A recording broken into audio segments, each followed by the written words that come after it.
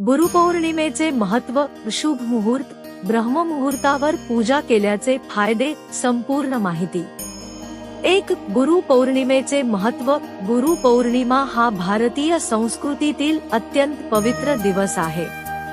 या दिवशी ज्ञान देणाऱ्या गुरूंचे, शिक्षकांचे, आईवडिलांचे आणि आध्यात्मिक मार्गदर्शकांचे स्मरण करून त्यांच्या प्रती कृतज्ञता व्यक्त केली जाते.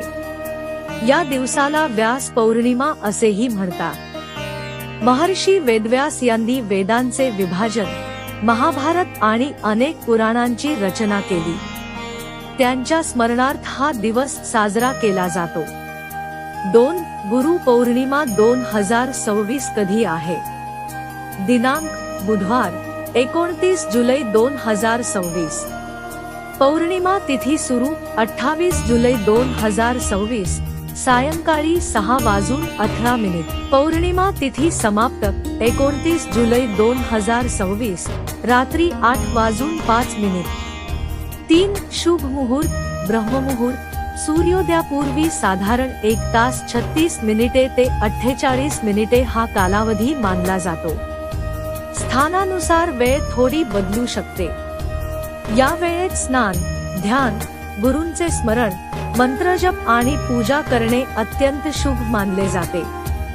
4. ब्रह्ममुहूर्तावर पूजा केल्यास काय लाभ होतात? धार्मिक मान्यतेनुसार मन शांत व एकाग्र होते. मंत्रजप अधिक प्रभावी होतो. गुरूंची कृपा प्राप्त व्हावी अशी श्रद्धा आहे. आध्यात्मिक प्रगतीस मदत होते. सकारात्मक ऊर्जा आणि आत्मविश्वास वाढतो. हे लाभ धार्मिक श्रद्धांवर आधारित आहेत. वेगवेगळ्या परंपरांमध्ये त्यांचे वर्णन वेगवेगळे असू शकते. 5. पूजा कशी करावी? ब्रह्ममुहूर्तात उठून स्नान करावे. स्वच्छ व पवित्र वस्त्रे परिधान करावी.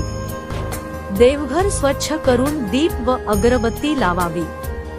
गुरु, वेदव्यास किंवा आपल्या आराध्य देवतेची पूजा करावी. फुले, फळे आणि नैवेद्य अर्पण करावा. गुरवे नमः, गुरुर्ब्रह्मा गुरुर्विष्णू किंवा आपल्या गुरूंनी दिलेल्या मंत्राचा जप करावा. आईवडील, शिक्षक आणि गुरुजनांचे आशीर्वाद घ्यावे. 6. या दिवशी काय करावे? गुरूंचा सन्मान करा. धार्मिक ग्रंथांचे वाचन करा. जप, ध्यान आणि नामस्मरण करा. गरजूंना अन्न, वस्त्र किंवा दान द्या. वडीलधाऱ्यांचा आशीर्वाद घ्या.